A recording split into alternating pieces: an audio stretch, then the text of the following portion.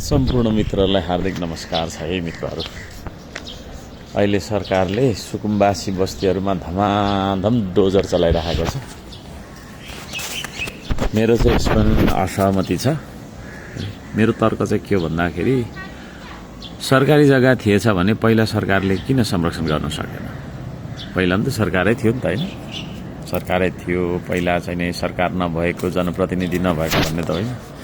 त्यसरी सरकारी जग्गा, यो जग्गा भन्ने सरकारी निजी भनिरहनु भन्दा पनि यो चाहिँ यसको चाहिँ काम छैन हौ खासमा भन्ने हो भने, है?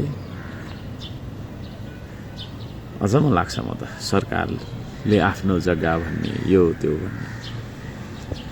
जग्गा त आफ्नो जनता चाहिँ कसको हो त? सरकारलाई मेरो प्रश्न छ। यो जनता चाहिँ कसको हो त? यो 3 करोड जनता चाहिँ, होइन? घर चाहिँ मेरो, छोराछोरी चाहिँ मेरो होइन भनेर चाहिँ नि आमा बाउले अभिभावकले भन्न मिल्छ र? त्यही खालको कुरा जस्तो लाग्छ म चाहिँ। सरकारी जग्गा त्यसरी संरक्षण गर्नु नै पर्ने थियो भने अझै पनि थुप्रै छन्, है? सरकारले होस पुऱ्याओस् सम्बन्धित अतिक्रमण भइरहेछन् अझै पनि।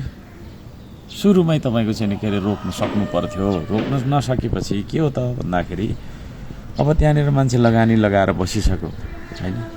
20औं वर्ष पसिना बगाएको छ होला।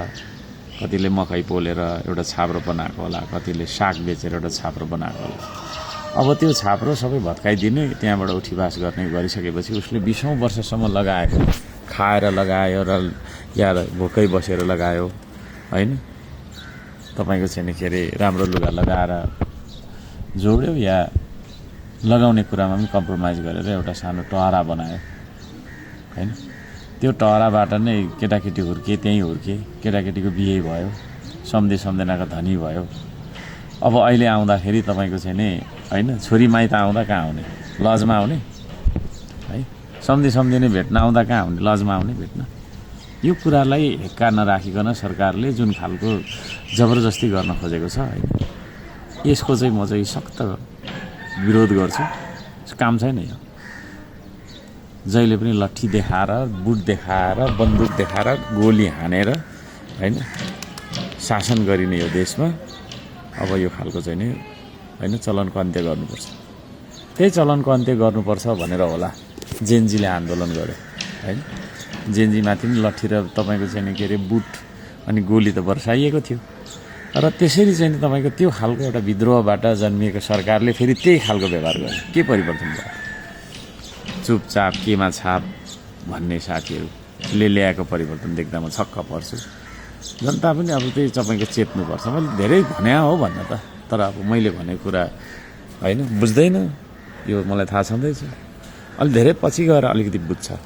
अस्तितिर मैले थुप्रै भन्दै थिएँ, हतार नगर्नु भन्दाखेरि अहिले अर्कै कुरा भइरहेछ, होइन? सबै कुरा भनेर साध्य छैन। अहिले मैले भन्दै गरेको यो कुरा पनि साथीहरूलाई यतिखेर बिजाउँछ। तर अब हेर्दै जानुहोस्, हप्ता 10 दिन पछाडि फेरि यही कुरा सबभन्दा बेस्ट हुन्छ तपाईँहरूलाई। र म बालनजीलाई पनि सल्लाह दिन चाहन्छु, जुङ्गाको लडाइँ छोडिदिनुहोस्, है?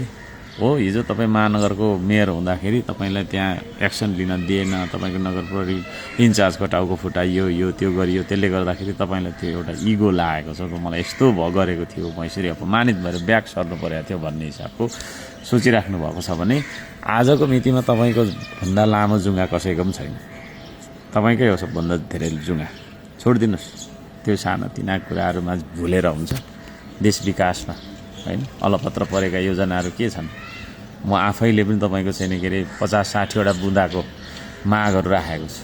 अरू सांसदहरूले पनि राख्नुभयो होला। त्यतातिर ध्यान दिनुहोस् न। कता यो चाहिँ नि मकै पोल्नेसँग चाहिँ नि, होइन, फुटपाथमा व्यापार गर्नेसँग यसो चाहिँ छाप्रा सक्दैन तपाईँसँग जुत्न उहाँहरू, होइन? सबै तपाईँकै छ। सेना तपाईँकै छ, सशस्त्र प्रहरी तपाईँकै छ, के अरे के भन्छ अरे नेपाल प्रहरी तपाईँकै छ, नगर प्रहरी तपाईँको सक्दैन तपाईँसँग जुत्न क्या। 2-4 जना सुकुम्बासीमा बस्ने साथीहरूले सक्दैन। तर सक्दैन भन्दैमा तपाईँको दली नै हाल्नुपर्छ, होइन? दलन गरि नै हाल्नुपर्छ, पेलान गरि नै हाल्नुपर्छ, मारि नै हाल्नुपर्छ, कुटी नै हाल्नुपर्छ, थुनि नै हाल्नुपर्छ भन्ने त होइन होला नि त। यदि त्यस्तो हो भनेदेखि त पुरानो तपाईँको चाहिँ केपी ओली र तपाईँमा के फरक भयो? विचार गर्नुहोस् है। मेरो सल्लाह हो। हाम्रो रवि लामिछानेलाई मेरो सल्लाह छ, जनतासँग जुट्ने शासकहरू, होइन, धेरै थिए यो देशमा। धेरै थिए होइन। आज कहाँ हुनुहुन्छ? तपाईँहरू पनि शासक बन्ने कोसिस गरिराख्नु भएको म देखिरहेको छु। यो कृत्यलाई तुरुन्त तपाईँहरूले रोकेको राम्रो हुन्छ है। सल्लाह दिएँ एज अ गुड फ्रेन्ड।